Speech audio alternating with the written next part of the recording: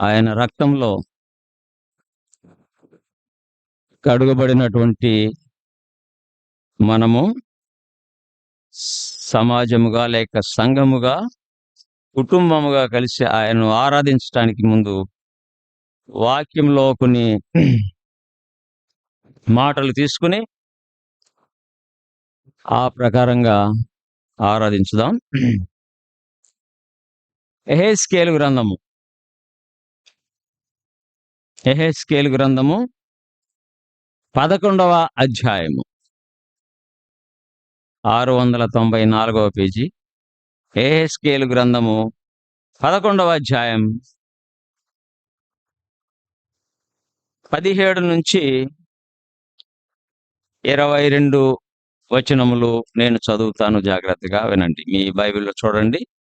యెహెజ్కేలు గ్రంథం 11వ అధ్యాయం 17వ వచనం నుంచి 22వ వచనం వరకు. కాగా నీవు ఈ మాట ప్రకటింపుము, ప్రభువైన యెహోవా సెలవిచ్చినదేమనగా, ఆయా జనముల మధ్య నుండి నేను మిమ్మును సమకూర్చి మీరు చెదరగొట్టబడిన దేశములలో నుండి మిమ్మును రప్పించి ఇశ్రాయేలు దేశమును మీకు మీ వశము చేసేదను. వారు అక్కడికి వచ్చి అక్కడ తాముంచి ఉన్న విగ్రహములను తీసివేసి తాము చేసి ఉన్న హేయ క్రియలు చేయటం మానుదురు. వారు నా కట్టడలను నా విధులను అనుసరించి గైకొనున్నట్లు నేను వారి శరీరంలో నుండి రాతి గుండెను తీసివేసి వారికి మాంసపు గుండెను ఇచ్చి వారికి ఏక మనస్సు కలుగజేసి వారి యందు నూతన ఆత్మను పుట్టింతును. అప్పుడు వారు నాకు జనులయ్యుందురు, నేను వారికి దేవుడనయ్యుందును. అయితే తమ విగ్రహములను అనుసరించుచు తాము చేయుచు వచ్చిన హేయ క్రియలను జరిగింప బూను వారి మీదికి తమ ప్రవర్తనా ఫలము రప్పింతును. ఇదే ప్రభువైన యెహోవా వాక్కు. కెరూబులు తమ రెక్కలు చాచెను, చక్రములను వాటి ప్రక్క ఉండెను. అంతలో ఇశ్రాయేలీయుల దేవుని మహిమ వాటికి పైన ఉండెను. సో చదవబడినటువంటి లేఖన భాగం ఆయన నామమును ఆరాధించు మనం సిద్ధపడలాగున ఒక చిన్న ప్రార్థన చేసుకుందాం. ప్రేమ కలిగిన మా పరలోకపు తండ్రి, మా దేవా, నీ పరిశుద్ధ నామమునకు ఎంతగానో వందనాలు, స్తోత్రాలు చెల్లిస్తున్నాం ప్రభు. మిమ్మల్ని ఆరాధించడానికి, మీ నామమును ఘనపరచడానికి, గౌరవించడానికి, కొనియాడటానికి మమ్మల్ని మేము సిద్ధపరచుకొని మీ మాటలు విని మీ వాక్యాన్ని మా హృదయంలో ఉంచుకుని దాని ప్రకారంగా మిమ్మల్ని ఆరాధించడానికి సహాయం చేయమని యేసుక్రీస్తు వారి అతి పరిశుద్ధ నామంలో స్తోత్రములు చెల్లిస్తూ ప్రార్థిస్తున్నాం తండ్రి. ఆమేన్. కాబట్టి చదవబడినటువంటి వాక్య భాగం యెహెజ్కేలుకు దేవుడు ఇచ్చినటువంటి ప్రత్యక్షత లేక ప్రవచన గ్రంథం ఇది. ఈ గ్రంథంలో మనం చదువుకున్నటువంటి ఈ వాక్య భాగంలో మనము ఆరాధించు దేవుడు మనకు ఏమి చేయటం వల్ల ఆయన యొక్క వ్యక్తిత్వాన్ని మనం అర్థం చేసుకుంటామనే కోణంలో ఆలోచించుదాం. మొదటిగా మనం చూస్తే 17వ వచనంలో, ఆయా జనముల మధ్య నుండి నేను మిమ్మును సమకూర్చి మీరు చెదరగొట్టబడిన దేశములో నుండి మిమ్మును రప్పించి ఇశ్రాయేలు దేశమును మీ వశము చేసేదను. ఈ వాక్య భాగంలో మనము ఆరాధించు దేవుడు is a God of restoration, సమకూర్చే దేవుడు. ఆయన జనులైనటువంటి యూదా జనాంగము ప్రపంచ దేశములు అన్నింటిలో కూడా చెదరిపోయారు. జర్మనీ దేశంలో లక్షల మందిని చంపేశారు. మన దేశానికి కూడా యూదులు వచ్చారు. ఇప్పుడు ఎర్నాకులంలో ఆ యూదులు వాళ్ళ చిన్న సినగోగ కూడా ఉంది.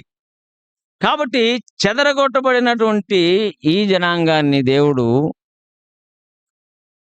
తిరిగి రప్పించాడు. వారి దేశాన్ని వారికి ఇప్పించాడు కూడా. 1945 సంవత్సరం వరకు కూడా ఇశ్రాయేలీయులకు దేశం లేదు. ఆ దేశానికి తిరిగి రప్పించి, ప్రపంచంలో ఒక శక్తివంతమైన దేశంగా దేవుడు వారిని, మన పితరులకు అబ్రహాముకు దేవుడు చేసిన వాగ్దానాన్ని నెరవేర్చాడు.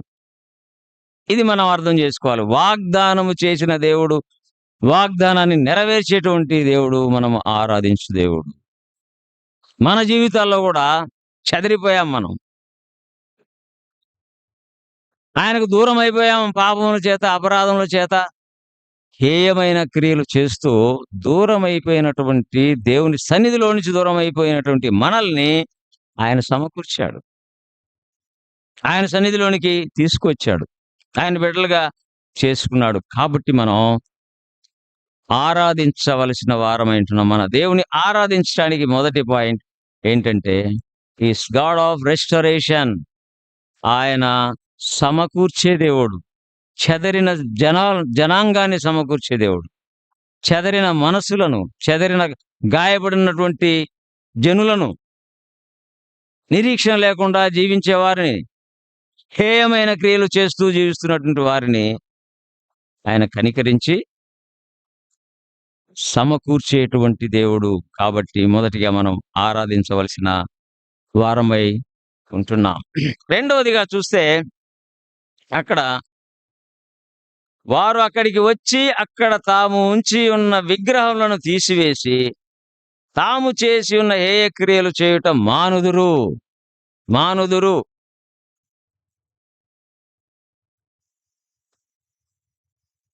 ఆ అడవిలో చేసిన ప్రయాణం అంతట్లో కూడా 40 సంవత్సరంలో వారు చేసిన హేయ క్రియలు, హేయమైన క్రియల వల్ల దేవుడు చాలా గాయపడ్డాడు.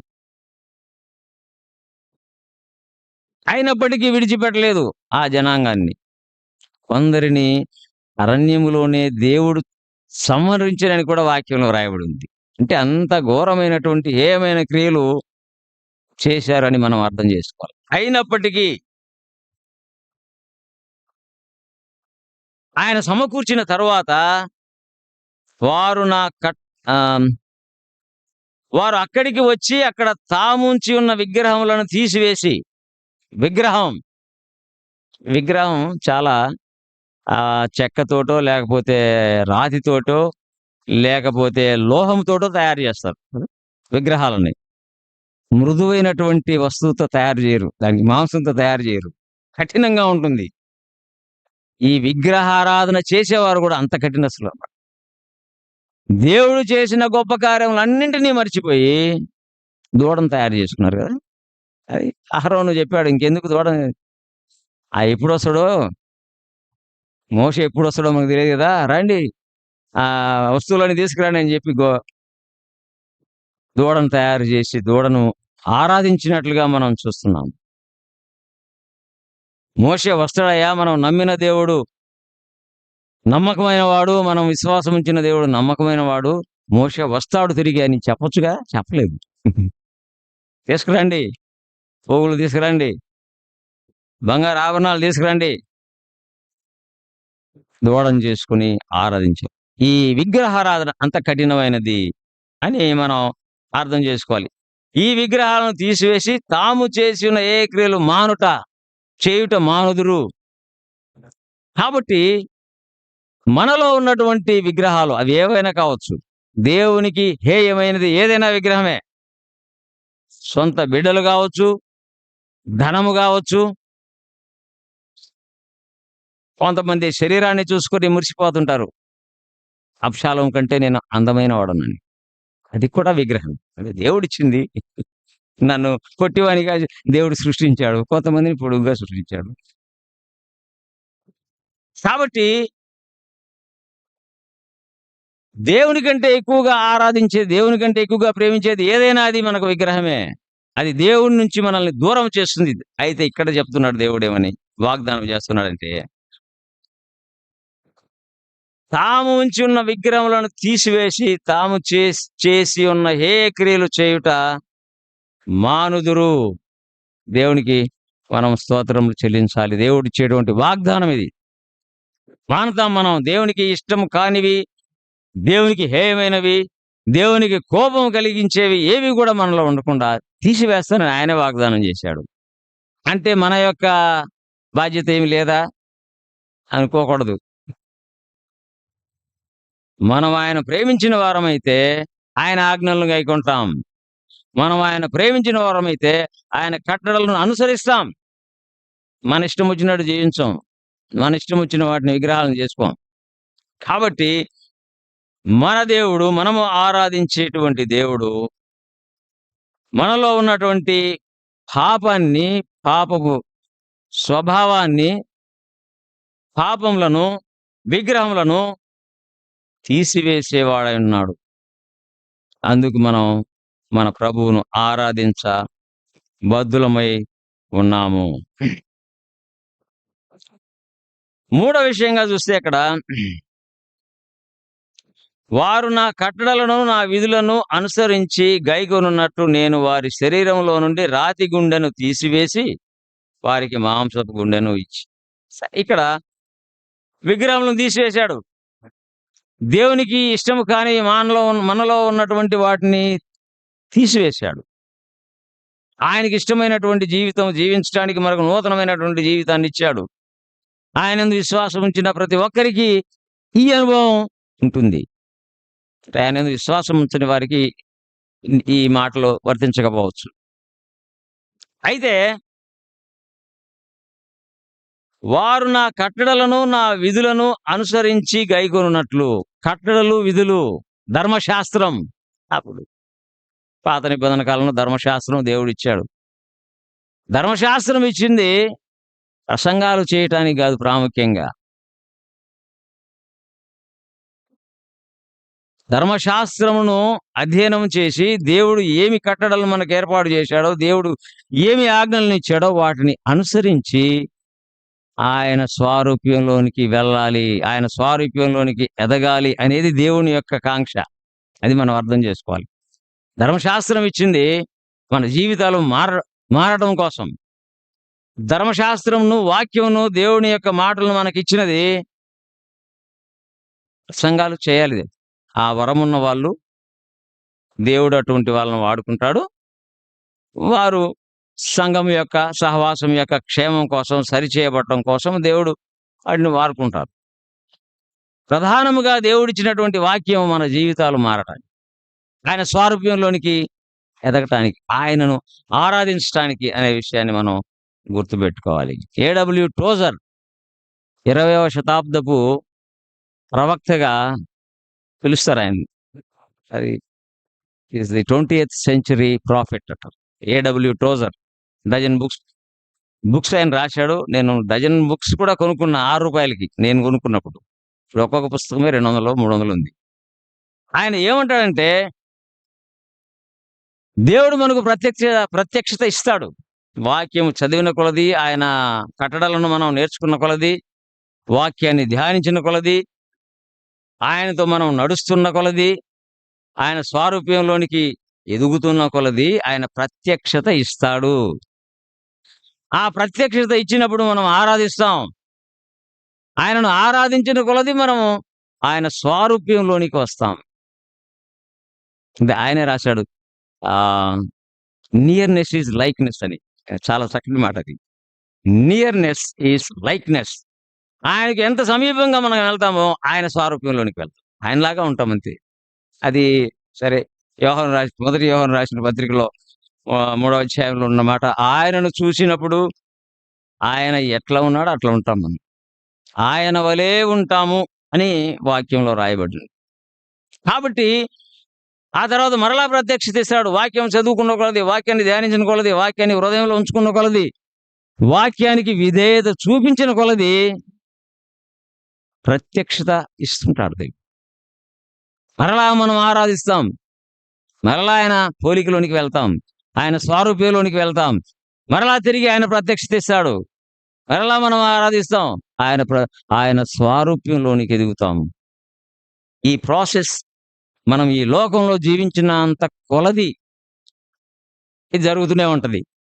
మరి ఇది మనం కాంక్షిస్తే ఆ దేవుణ్ణి మనం ఆరాధించకుండా ఉండలేము. కాబట్టి ఇక్కడ ఆయన యొక్క మాటలు, ఆయన యొక్క కట్టడలు, ఆయన ఇచ్చినటువంటి ఆజ్ఞలు ఇవన్నీ కూడా ఆయన స్వారూప్యంలోనికి మనం ఎగదగటం కోసమే అనే విషయాన్ని మనం గుర్తుపెట్టుకోవాలి. ఆయన స్వారూప్యంలోనికి ఎదిగిన కొలది మరలా ఆయన ప్రత్యక్షత వస్తుంది, ఆరాధిస్తాం. ఆరాధన. ఆరాధన అంటే ఈ యవనస్తులు చక్కగా ఆరాధిస్తున్నారు. నడి వయస్కులు ఆరాధిస్తున్నారు. వృద్ధులు వారు నేర్చుకున్నటువంటి దాని ప్రకారం ఆరాధిస్తున్న వాళ్ళని మనం ఏమి విమర్శించడం కాదు గానీ, అర్థం చేసుకుని దేవుని యొక్క వాక్యపు వెలుగులో ఆయనను అర్థం చేసుకొని, ఆయన మన జీవితాల్లో ఏమై ఉన్నాడో, ఆయన మనకు ఏం ప్రత్యక్షత ఇచ్చాడో, వీటిని బట్టి మనం ఆరాధించవలసిన వారమై ఉన్నాం. ఆయన సమకూర్చేటువంటి దేవుడు. చెదరిన జనాంగాలను సమకూర్చే దేవుడు. కృంగిపోయిన వాళ్ళని, అలసిపోయిన వాళ్ళని సమకూర్చి శక్తినిచ్చే దేవుడని యెషయా గ్రంథం 40వ అధ్యాయంలో రాయబడింది. కాబట్టి ఈ దేవుణ్ణి మనం ఆరాధించటానికి ఇష్టపడదాం. రాతి గుండెను ఇక్కడ వారు అక్కడికి వచ్చి అక్కడ తాముంచి ఉన్న విగ్రహాలను తీసివేసి, తాము చేసి ఉన్న ఏ క్రియలు చేయుట మానుదురు. ఇదే ఆరాధన.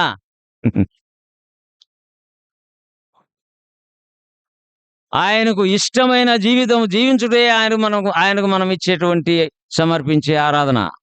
ఆయన ఆజ్ఞలను గైకొనడమే మనకు ఆయనకు ఇచ్చేటువంటి ఆరాధన. హే క్రియలు మానుటే మనం ఆయనకు సమర్పించేటువంటి ఆరాధన.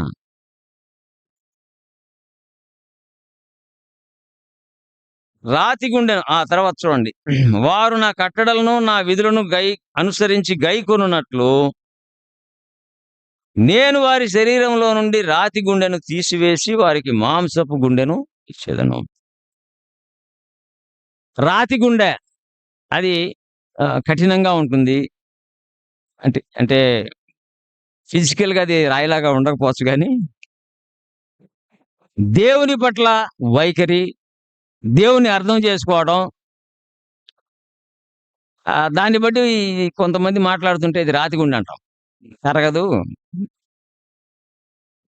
కానీ దేవుడు మనకు మాంసపు గుండె ఇచ్చాడు. ఇస్తానన్నాడు, ఇచ్చాడు గూడా. ఆయన యందు విశ్వాసం ఉంచిన వాళ్ళకి. ఆ మాంసపు గుండెను ఇచ్చి వారికి ఏక మనస్సు కలుగజేసి వారి యందు నా ఆత్మను పుట్టింతును. కాబట్టి ఎవరి యందు ఆయన ఆత్మ వసిస్తుంది అనే విషయాన్ని మనం జ్ఞాపకం చేసుకుంటే, ఆయన యందు విశ్వాసం ఉంచిన వారికి, ఆయన ఆజ్ఞలను గైకొన్న వారికి, ఆయన చెప్పిన మాట వినేవారికి, ఆయన ఏమి చెప్తే అది చేయటం. నాకు దేవుడు ఒక పని చెప్తే, ఇదొద్దు ప్రభా, నేను ఇంకొక పని చేస్తాను. అది కాదు. దేవుడిని సంతోషపరచడం అంటే అది కాదు. దేవుడు ఏమి చెప్తే అది చేయటం. ఎక్కడ ఉండమంటే అక్కడ ఉంటాం. ఎవరితో ఉండమంటే వారితో ఉంటాం. ఏ పని చేయమంటే ఆ పని చేయటం. సామర్థ్యం మనకుండొచ్చు. అది అవసరమైనప్పుడు దేవుడు వాడుకుంటాడు ఆ సామర్థ్యాన్ని. కొంతమంది వాక్య పరిచర్య చేసే సామర్థ్యం ఉంటుంది. వాళ్ళు వాక్య పరిచర్య చేస్తారు. ప్రార్థన చేసే సామర్థ్యం కొంతమందికి ఉంటారు. ప్రార్థన చేస్తారు. నాకు ఏ సామర్థ్యం లేదు అనటానికి వీల్లేదు. ఏ సామర్థ్యం లేకపోతే ప్రార్థన చేయి. ప్రార్థన చేయటం గొప్ప సామర్థ్యం. ఒక విశ్వాసి చేయగలిగిన గొప్ప పని అని కూడా చెప్తుంటారు. The most we can do we pray. మనము ప్రార్థన చేయగలిగితే అంతకంటే మించినటువంటి పరిచర్య మరొకటి లేదు. ప్రార్థన సంఘాల్లో, సహవాసాల్లో లోపించిందనేది స్పష్టంగా కనపడుతుంది. అందుకనే సంఘాలు, సహవాసాల్లో చాలా చెదరిపోయి, అది అందరికీ తెలుసు. దాని గురించి నేను ఎక్కువ మాట్లాడాల్సిన అవసరం లేదు. అందుకని మనకు దేవుడు ఏమి చెప్తే అది చేయటం అనేది దేవునికి ఇష్టమైనది. నేను హైదరాబాద్‌లో పనిచేశాను 7 సంవత్సరాలు. షాద్‌నగర్‌లో. సండే రాగానే ఆహ్, యూనివర్సిటీ పక్కనే ఉందది. ఆ పేరు కూడా మర్చిపోయా. యూనివర్సిటీ దాటగానే ఏముంటుందది? సిరిల్ ఆ సంఘాన్ని నడిపిస్తున్నాడు, చనిపోయాడాయన. సిరిల్. వెళ్ళేవాడిని. అక్కడికి వాక్య పరిచర్య చేసే వాళ్ళందరూ కూడా సెక్రటరీలనమాట. సీనియర్ మోస్ట్ ఐఏఎస్ ఆఫీసర్‌లే. ఆరాధన అయిపోయిన వెంటనే ట్రాక్ట్స్ పంచుతూ వాళ్ళను బండి ఆపి ట్రాక్ట్స్ పంచేవాళ్ళు. ఏ పరిచర్య చెప్తే ఆ పరిచర్య చేసేవాళ్ళు. దేవుడు ఏం చెప్తే అది చేసి వాళ్ళని చూసి నేర్చుకోవాలి. నేర్చుకున్నా నేను. కాబట్టి దేవుడు ఏం చెప్తే అది చేయటం ఆరాధనలో భాగం. మనం ఆరాధన అర్పించటం అంటే ఆయన చెప్పిన పని చేయటం. ఆయన ఎక్కడికి వెళ్ళమంటే అక్కడికి వెళ్ళటం. ఏం చేయమంటే అది చేయటం. అది ఆరాధనలో ఒక భాగంగా మనం గుర్తుపెట్టుకోవాలి. కాబట్టి ఇక్కడ మనం చదువుకున్నటువంటి వాక్య భాగంలో రాతి గుండెను తీసి మాంసపు గుండెనిచ్చాడు. కఠినమైన మన హృదయాన్ని మార్చి మృదువైన హృదయాన్ని, ఆయన హృదయాన్ని మనకిచ్చాడు. ఆయన మనసును మనకిచ్చాడు. ఆయన యొక్క స్వభావాన్ని మనకిచ్చాడు. ఆయన నీతిని మనకిచ్చాడు. ఆయన పరిశుద్ధతను మనకిచ్చాడు. కాబట్టి ఆయనను మనం ఆరాధించవలసిన వారమై ఉంటున్నాము. రాతి గుండెను తీసివేసి మాంసపు గుండెను ఇచ్చెను. హృదయం చాలా మోసకరమైందని వాక్యంలో రాయబడ్డది. అంటే హృదయం తలంపులు మోసకరమైన తలంపులతో నిండి ఉంటుంది. ఇతరులకు నష్టం కలిగించే తలంపులు కలిగి ఉంటది. అయినప్పటికీ ఆయనందు విశ్వాసం ఉంచినప్పుడు ఆయన మాంసపు గుండెనిచ్చి ఏం చేశాడు? నూతన ఆత్మ పుట్టించాడు మనల్ని. పాత ఆత్మ గాదు. దురాత్మ గాదు. లేకపోతే అపవాది చేత పీడించబడుతున్నటువంటి ఆత్మ గాదు. అపవాది చేత వాని యొక్క కార్యములు జరిగించే ఆత్మ కాదు మనలో ఉన్నదిప్పుడు. దేవుని ఆత్మ ఉన్నది. దేవుని కార్యములు చేయటానికి, దేవుడు చెప్పిన విధంగా జీవించటానికి, దేవుడు ఇచ్చేటువంటి ఆ యొక్క ప్రత్యక్షతను తీసుకొని ఆయనను ఆరాధించటానికి, ఆయనను ఘనపరచటానికి, ఆయన నామమును పూజించటానికి, హెచ్చించటానికి, గౌరవించటానికి మనల్ని విమోచించాడు అనే విషయాన్ని జ్ఞాపకం చేసుకోవాలి. మన జీవిత శైలే ఆరాధనలో భాగం. Our lifestyle itself is a part of worship we offer. మనము దేవునికి అర్పించేటువంటి ఆరాధన మన జీవన శైలి. ఇతరుల పట్ల మన వైఖరి, దేవుడిచ్చే సామర్థ్యాల పట్ల మన వైఖరి, అదే మన యొక్క దేవుడికి అర్పించు ఆరాధన అయి ఉంటుంది. కాబట్టి ప్రియులారా, మనం చూసుకున్నటువంటి 4 విషయాల్లో ఆ తర్వాత గుండెనిచ్చి వారికి ఏక మనస్సు, నూతన ఆత్మ. నూతన ఆత్మ వచ్చినప్పుడు ఏక మనస్సు వస్తుంది. లేక ఏక మనస్సు ఉన్నప్పుడు నూతన ఇది రెసిప్రోకల్. ఏక మనస్సునిచ్చి నూతన ఆత్మను పుట్టించును. ఆయన చేసిన వాగ్దానము అది నెరవేర్చాడు మన జీవితాల్లో. అరణ్యంలో 40 సంవత్సరములు ప్రయాణం చేసినటువంటి వారికి ఇచ్చాడు. ఈ యెహెజ్కేలు గ్రంథం అంతటిని మనం గనక అధ్యయనం చేస్తే దేవుని మహిమ మందిరాన్ని విడిచిపెట్టి వెళ్ళిపోయిందంట. దేవుని మహిమ మందిరాన్ని విడిచిపెట్టి దూరంగా వెళ్ళిపోయింది. ఎందుకు వెళ్ళిపోయింది? వారు చేయుచున్న హేయమైన క్రియలు దేవుని దృష్టికి చెడ్డవై ఉన్నాయి. అందుకని దేవుని మహిమ వెళ్ళిపోయింది. మందిరాన్ని విడిచిపెట్టి వెళ్ళిపోయింది. వారు చేసినట్టు హేయమైన క్రియల మూలముగా. అయితే చివరి అధ్యాయాల్లో మనం చూస్తే దేవుని మహిమ తిరిగి మరలా మందిరంలోనికి వచ్చినట్టుగా మనం చూస్తాం. వాక్యాన్ని చదువుకుంటే ఇవన్నీ చూసుకోవడానికి మనకు టైం లేదు గాని. కాబట్టి వారికి ఏక మనస్సు, నూతన ఆత్మ పుట్టించేటువంటి దేవుడు మనకు నూతనమైన ఆత్మనిచ్చాడు. దేవుడు మనకు నూతనమైన ఆత్మను ఇవ్వనప్పుడు మనము అపవాది ఆత్మ కిందనే మనం నడుచుకున్నాం. వాడు చెప్పిన పనులు చేశాం. వాడినే మనం సేవించాం. వాడి కార్యములనే మనం కొనసాగించాం. వాడి ప్రణాళికల్ని మనం అమలు చేశాం కదా! అయితే దేవుడు నూతనమైనటువంటి ఆత్మ ఇచ్చినప్పుడు, ఏక మనస్సు ఇచ్చినప్పుడు, ఆయన మహిమ కోసం మనం జీవిస్తున్నాం. ఆయన నామ మహిమ కోసమే మనం జీవిస్తున్నాం. ఆయనను మాత్రమే మహిమపరచాలనేటువంటి ఒక సంకల్పంతో మనం జీవిస్తున్నాం. ఆయనను మాత్రమే గౌరవించాలని, ఆయనను మాత్రమే ఘనపరచాలి, ఆయనను మాత్రమే సేవించాలి అనేటువంటి నూతనమైనటువంటి ఆత్మను కలిగి మనం జీవిస్తున్నాం. కాబట్టి దేవుడికి మనం మన ఆరాధనను మనం అర్పించాల్సిన వారమై ఉంటున్నాం. కాబట్టి ఈ 4 విషయాలు ఇక్కడ మనం చూసాం. మొదటిగా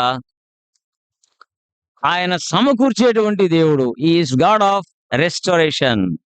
చెదరినటువంటి జనాంగాల్ని, చెదరిన జనులను, ఆయనకు దూరం అయిపోయినటువంటి వారిని, పాపంలో జీవిస్తూ దేవుని యొక్క సన్నిధిలో నుంచి దూరం అయిపోయిన వారిని సమకూర్చాడు. యేసు ప్రభువుని ఈ లోకానికి పంపించడం వలన, ఆయన శిలువలో మరణించి మూడవ దినాన తిరిగి లేచి మరణాన్ని జయించడం వల్ల మాత్రమే మనకు విమోచన కలిగింది పాపం నుంచి. పాపపు దాస్యం నుంచి విమోచన కలిగింది. పాపపు అధికారం నుంచి మనకు విమోచన కలిగింది. అందుకై మనము ఆరాధించాలి. మనల్ని సమకూర్చినటువంటి దేవుడు. హి రిస్టోర్డ్ అవర్ సోల్స్.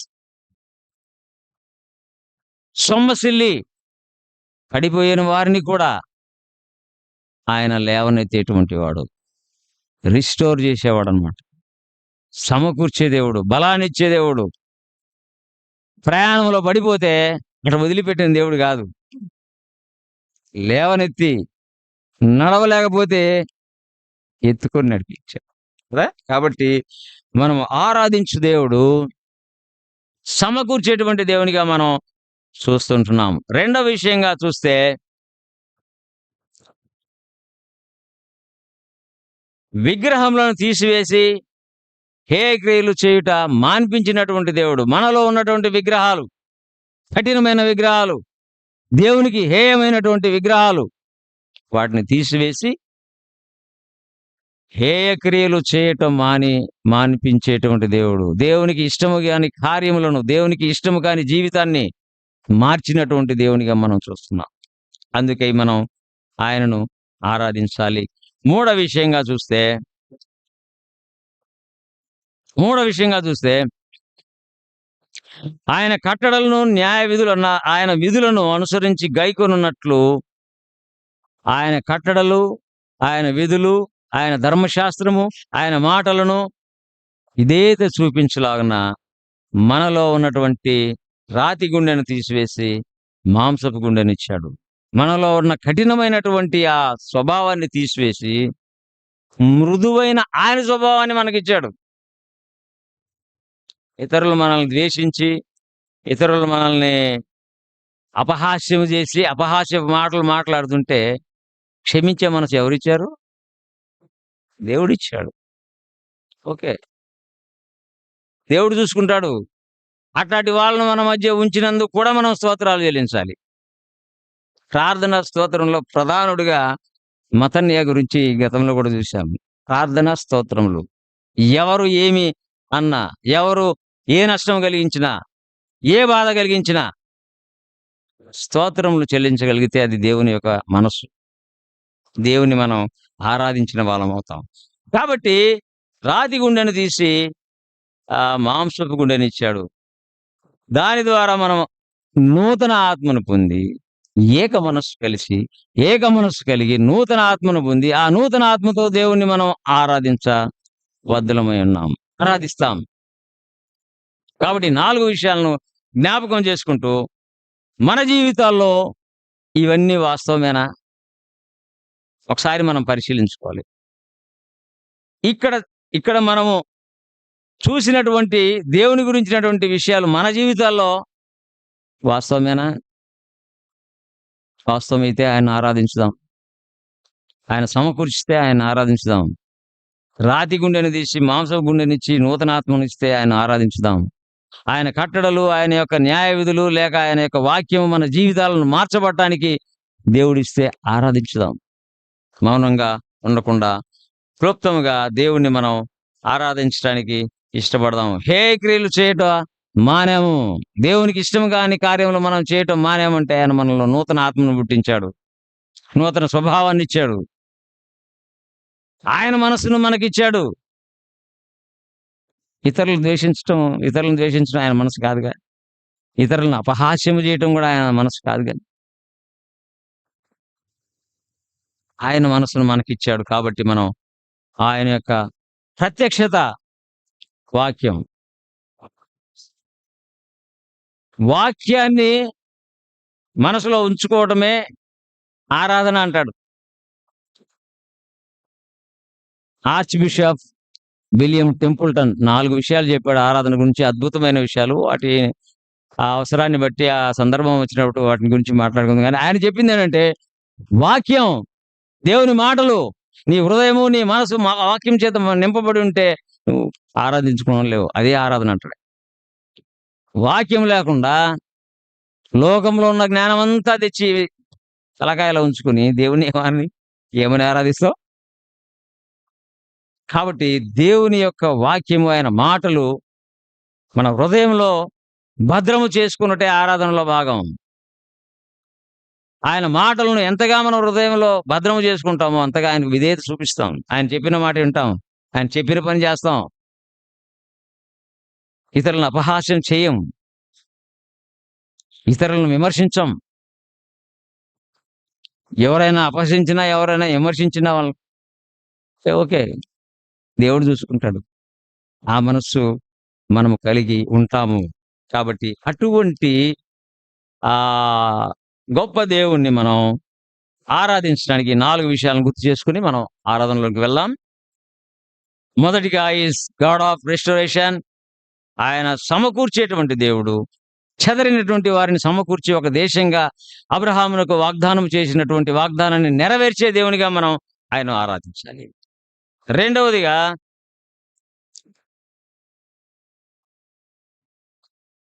వారు ఉంచిన విగ్రహాలను తీసివేసి వారు చేసినటువంటి హేయమైన క్రియలను మాన్పివేశాడు. ఆయన స్వారూప్యంలోనికి వచ్చినప్పుడు విగ్రహాలు మాయమైపోతాయి. మన దగ్గర ఉండవు, మనలో ఉండవు. విగ్రహాలను తీసివేసి ఆ తర్వాత హేయ క్రియలు, దేవునికి ఇష్టం కాని క్రియలు కాకుండా దేవునికి ఇష్టమైనటువంటి కార్యములు జరిగించడానికి దేవుడు మనలో నూతన ఆత్మను, అందుకు మనం ఆరాధించవలసిన వారమై ఉంటున్నాం. ఆయన విధులు, ఆయన యొక్క కట్టడలను అనుసరించడానికి మన శరీరంలో అంతకుముందు రాతి గుండె ఉండేది. ఏ పని అంటే ఆ పని చేసేవాళ్ళం, మోసం చేసేవాళ్ళం, అబద్ధాలు చెప్పేవాళ్ళం, ఇతరులను కష్టపెట్టేవాళ్ళం, ఎన్నో చేసేవాళ్ళం. కానీ ఆయన రాతి గుండెను మనలో ఉంచినప్పుడు ఆయన మాటలు మాట్లాడటానికి, ఆయన చూసిన విధంగా చూడటానికి, ఆయన యొక్క మనసును కలిగి ఉండటానికి ఆయన మనకి కృప అనుగ్రహించాడు. కాబట్టి ఆయనను మనం ఆరాధించడానికి ఇష్టపడదాం. ఏకాత్మను, నూతన ఆత్మను పుట్టించినటువంటి ఈ దేవుణ్ణి మనం ఆరాధించడానికి ఇష్టపడదాం. అప్పుడు వారు నాకు జనులయ్యుందురు, నేను వారికి దేవుడినయ్యాను. ఇప్పటిదాకా మనకు ఆయన దేవుడు కాదు, మనం ఆయన జనులం కాదు. అది గుర్తుపెట్టుకోవాలా. ఎప్పుడైతే ఆయన రాతి గుండెను తీసి మాంసపు గుండెను, ఆయన మనసును, ఆయన యొక్క కట్టడలను మనకు నేర్పించాడో, ఆయన వలె జీవించడానికి కృపనిచ్చాడో, అప్పుడే మనం ఏమయ్యాం? ఆయన మనకు దేవుడై ఉన్నాడు, మనము ఆయనకు జనులై ఉన్నాం. ఆయన మేపే గొర్రెలమై ఉన్నాం. కాబట్టి ఈ విషయాలను మనం జ్ఞాపకం చేసుకుంటూ మనం ఆరాధించుదాం. చివరిలో ఇక్కడ ఏం చెప్తాడంటే 23వ వచనంలో, కెరూబులు తమ రెక్కలు చాచెను, చక్రములను వాటి ప్రక్క ఉండెను. అంతలో ఇశ్రాయేలీయుల దేవుని మహిమ వాటికి పైన కనబడెను. దేవుని మహిమను వాళ్ళు చూచినట్లుగా మనం చూస్తున్నాం కదా. దేవుని మహిమ మనం నమ్మితే ఆయన మహిమను చూస్తాం. నీవు నమ్మిన యెడల ఆయన మహిమను చూస్తావని చెప్పి వాక్యంలో యేసు ప్రభువే చెప్పాడు ఆ మాట. కాబట్టి ఈ అద్ ఈ బుక్ అంతట్లో గూడా దేవుని మహిమ మందిరాన్ని విడిచిపెట్టి ఎళ్ళిపోయింది వాళ్ళు చేసినటువంటి హేయమైన క్రియలను బట్టి. అయితే చివరిలో మరలా వారు దేవుడు వారితో మాట్లాడి వాళ్ళను సమకూర్చిన తర్వాత, వారు దేవుని యొద్దకు మరలా తిరిగి వచ్చిన తర్వాత, దేవుని ఆత్మ మందిరంలోనికి వచ్చినట్లుగా మనము వాక్యంలో చూస్తాము. కాబట్టి ఈ 4 విషయాలను జ్ఞాపకం చేసుకుంటూ క్లుప్తముగా దేవునికి మనం ఆరాధనను అర్పించుదాం.